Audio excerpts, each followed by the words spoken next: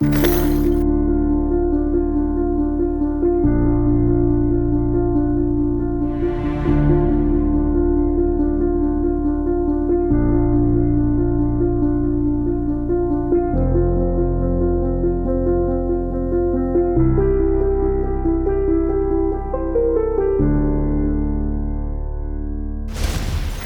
की योग पद्धति का लोहा वैसे तो सदियों से पूरी दुनिया मानती है, लेकिन कोरोना महामारी के बाद भारतीय योग अनंत काल के लिए दुनिया में राज करेगा, ये तय है।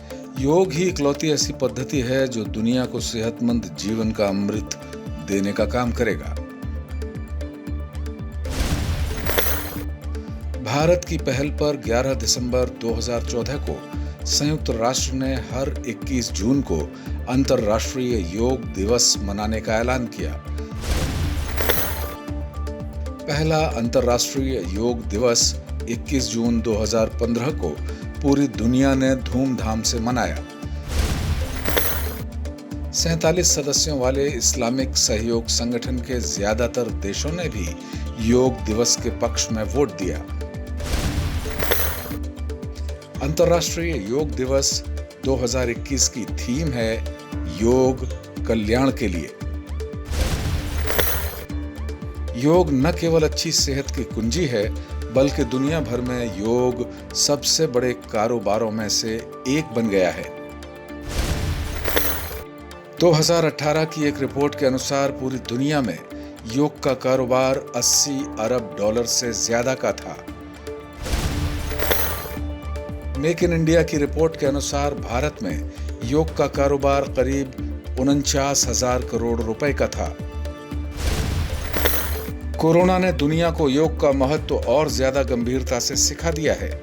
जाहिर है कि भविष्य में योग से जुड़ा कारोबार बहुत रफ्तार से फलेगा फूलेगा। एक अनुमान के अनुसार भारत में वेलनेस बाजार 500 अरब रुपए का आंकड़ा छू रहा है, जिसमें 40% योगदान योग जैसी वेलनेस सेवाओं का है। वर्ष 2021 में सिर्फ योग और कसरत करने वाले मैट यानी चटाई का वैश्विक कारोबार 11.7 अरब अमेरिकी डॉलर का है। वर्ष 2026 तक ये 5.3% की औसत वृद्धि दर के साथ 15.2 अरब अमेरिकी डॉलर तक पहुंचने का अनुमान है। एक और आंकड़ा देख लें। वर्ष 2019 में दुनिया भर में योग की ट्रेनिंग से जुड़ा कारोबार 37,462 मिलियन डॉलर का था। वर्ष 2027 तक औसत वृद्धि दर 9.6% के साथ इसके 66,226.4 मिलियन डॉलर तक पहुंचने का अनुमान है।